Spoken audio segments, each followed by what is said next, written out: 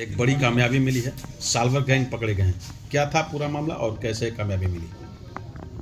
जो पुलिस भर्ती बोर्ड की परीक्षा चल रही थी, इसी में कुछ क्योंकि हमारी सभी थानों की पुलिस, हमारी स्वाट सर्विलेंस टीम इसमें सक्रिय थी।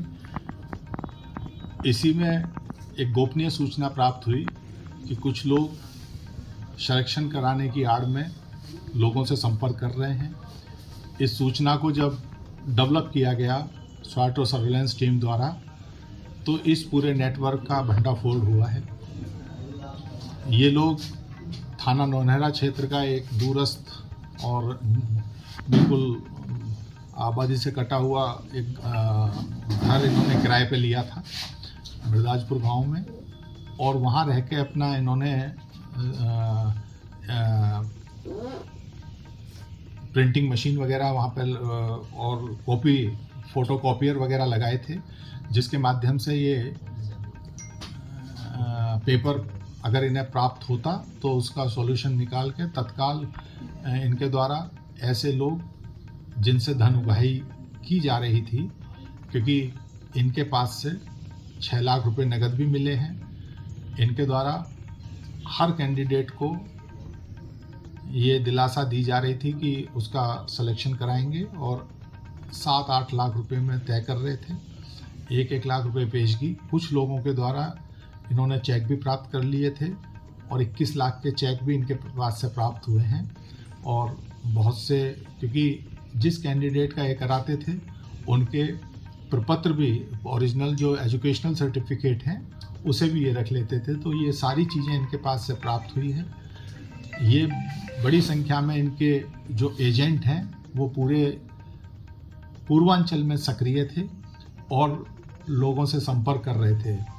लोग भी लालच में आने के कारण इनके उस ट्रैप में आ रहे थे। ना तो इनके पास कोई पेपर था, अभी कुछ नहीं था, केवल ये था कि जिस दिन पेपर होगा उस दिन इनके द्वारा ये करा दिया जाएगा। और इनके द्वारा ये भी लोगों को मैं विश्वास दिलाया गया है, क्योंकि इसकी कोई पुष्टि नहीं है कि पूर्व की जो एग्ज़ाम हुए हैं, अभी निकट भविष्य में सीटेट का हुआ था, उससे पहले कोई डीसी वाला जो एग्ज़ाम है सेंट्रल गवर्नमेंट वाला, उसमें इनके द्वारा ये विश्वास लोगों को दिलाया गया था कि उसमें भी इनके द्वारा भर्ती कराई गई है। क्योंकि जो अभ्यर्थी हैं वो जिन लोगों के अंदर कम कॉन्फिडेंस होता है, जल्दी प्राप्त करना चाहते हैं, ऐसे लोगों के लालच में आ जाते हैं। तो आज इनको गिरफ्तार करके 8 लोगों को भेजा जा रहा है।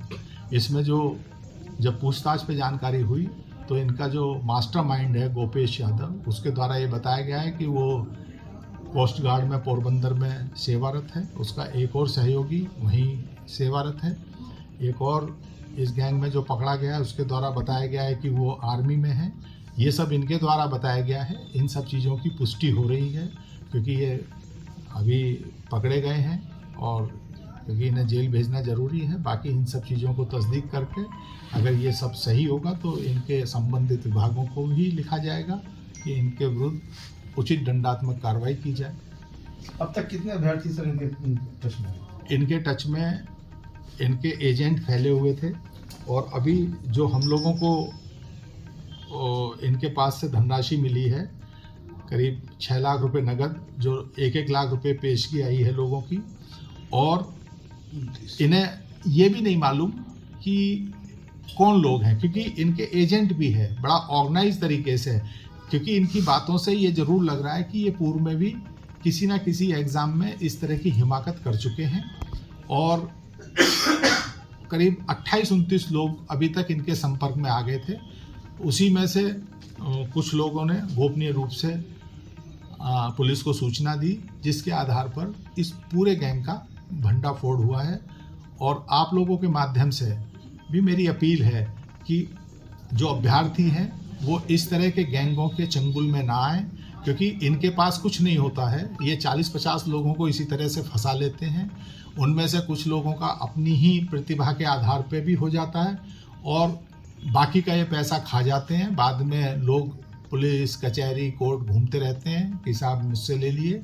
तो अपनी मेहनत के आधार पर परीक्षाओं में सम्मिलित हों, ऐसे जो ठग हैं और इस तरह के जो चीटर्स हैं इनसे दूर रहें। और अगर कोई संपर्क करता है, जैसे यहाँ किसी एक व्यक्ति ने साहस किया, पुलिस को बताया और पूरे गैंग का भंडाफोड़ हुआ, अगर अभी भी कहीं कोई इस तरह की बात है तो लोग तत्काल संबंधित अपने जनपद में जाके पुलिस को बताएं और ऐसे लोगों को के विरुद्ध कार्रवाई करने में सहयोग करें। Subscribe now and press the bell icon. Never miss an update.